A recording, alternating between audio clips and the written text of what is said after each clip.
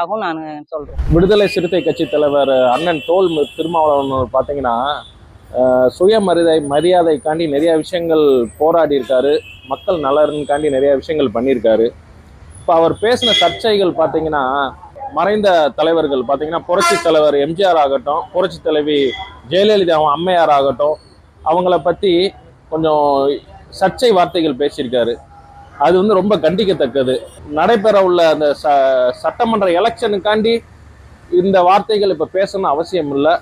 என்னமோ அதுக்காண்டி தான் பேசுன மாதிரி இருக்கு. இது ரொம்ப கண்டிக்கத்தக்கது. ஜெயலலிதா அம்மா இருந்த வரைக்கும் அந்த மாதிரிலாம் ஒன்றும் தெரியல. அப்படி நினைச்சிருந்தா ஜெயலலிதா அம்மா வந்து நம்ம சபாநாயகர் தனபாலனை தான் அவர் முதலமைச்சரே நின்று நம்ம அனைத்து அமைச்சருமே கும்புற மாதிரி நிலைமையில அவங்கள ஃபர்ஸ்ட் இடத்துல வச்சிருக்காங்க.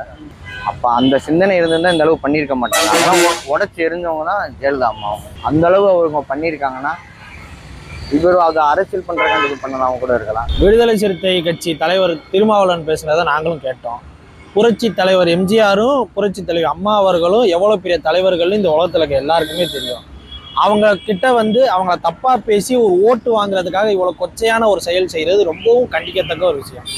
அவங்க எவ்வளோ நல்லது பண்ணியிருக்காங்க அதெல்லாம் அவருக்கு தெரியுமா? அப்போல்லாம் அவர் கட்சியில் சேர்ந்திருக்க கூட மாட்டார், கட்சின்னு ஒரு விஷயத்துல கூட இருந்திருக்க மாட்டார்.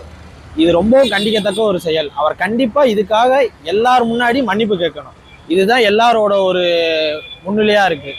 ஏன்னா அவர் பேசின ஒரு சில வார்த்தைகள் வந்து ரொம்பவும் கொச்சைத்தனமாக, ரொம்ப ஒரு அரசியல் நாகரிகம் இல்லாத ஒரு செயல்.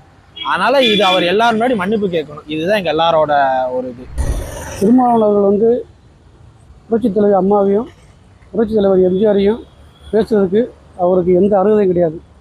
அவர் வந்து கூட்டணி கட்சிக்குள்ளே இருந்துக்கிட்டு ஸ்டாலின் சொல்ற கேட்டுக்கிட்டு அரசியல் ஆதாயம் தர்றாரு. இன்னைக்கு நாங்கள் ஒரு நியூஸ் பார்த்தோம். நாங்கள் திருமாவளவன் இப்படி சொன்னது எங்களுக்கு வருத்த விஷயமா தான் இருக்கு. இது எந்த விதத்தில் நியாயம் எங்களுக்கு தெரியல.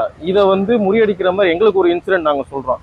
அம்மா வந்து 2 தடவை சிறை போயிருக்காங்க. அப்போ வந்து இடைக்கால சிஎம்மா அவங்க சமுதாயத்தில் யாரை வேணா நிப்பாட்டியிருக்கலாம். ஆனால் அப்படி யாரும் நிப்பாட்டலை. உங்களுக்கே தெரியும் யாரை நிப்பாட்டுங்க. அவங்களாம் முழுக்க வந்து அவங்க சமுதாயமே கிடையாது. இப்போ அவங்க சுற்றி இருக்கவங்க யாருமே சமுதாயத்தை பேஸ் பண்ணி ஆளெலாம் கூட வச்சிருக்கவே மாட்டாங்க. ஸோ அவங்கள எப்படி சொன்னாங்கன்றது எங்களுக்கு மனசு வருத்தமாக தான் இருக்குது. அவர் மக்களுக்காண்டி மிகப்பெரிய தியாகத்தையும் செஞ்சுருக்காரு. எம்ஜிஆர் ஜெயலலிதா அவங்களாம் மிகப்பெரிய தியாகிகள். மறைந்தவங்க முதல் சொல்லணும்னா இறந்தவங்க ஒரு தெய்வத்துக்கு சமமானவங்க. அவங்கள வந்து ஜாதி அடிப்படையில் இப்படி சொல்லி மிகப்பெரிய ஜாதியை இது பண்ணி மிகப்பெரிய அசிங்கமாக கேவலமாக பேசுறது திருமாவளவனுக்கு மிகப்பெரிய கண்டிக்க இருக்கக்கூடிய ஒரு விஷயம். ஆச்சி கொழுக்கட்டை மாவு வந்தாச்சு. ஆச்சி கொழுக்கட்டை மாவிற்கு கொழுக்கட்டை அச்சை கேட்டு வாங்குங்கள்.